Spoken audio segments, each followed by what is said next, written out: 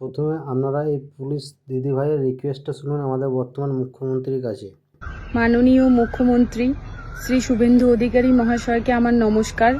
আমি পূজা দাস, পশ্চিমবঙ্গ পুলিশে কর্মরত একজন লেডি কনস্টেবল।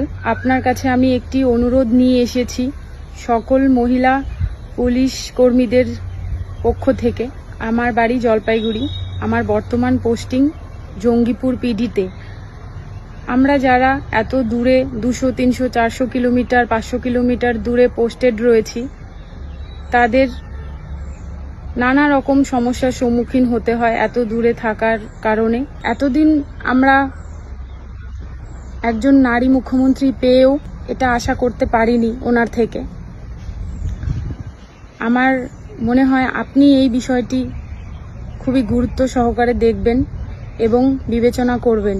মহিলা পুলিশ কনস্টেবল এবং মহিলা পুলিশ অফিসারদেরকে ডিজিপিকে আমি অনুরোধ করেছি, অ্যাডভাইস করেছি, তাদের পার্শ্ববর্তী জেলাতে, খুব দূরে যাতে না ট্রান্সফার হয়, পার্শ্ববর্তী জেলাতে মহিলা পুলিশ কর্মীদের এটা একটু ওয়েলফেয়ার মেজার হিসেবে দেখতে, তাতে আবার শর্টফলও যাতে না হয়। সেটা অনেকগুলো মহিলা থানা পরিচালিত আছে, যেটা এক্সেপশন থাকবে।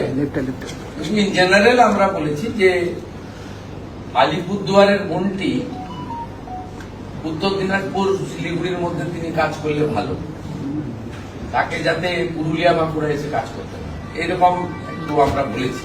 মহিলাদের 15 বছরের বেশি যে পুলিশ কনস্টেবলরা আছেন, সার্ভিস দিলেন, তাদের জেলায় পোস্টিং দেওয়া যায় কিনা সে ব্যাপারে ইতিবাচক ভাবনা চিন্তা করে এইচএস এবং ডিজিপিকে প্রপোজাল।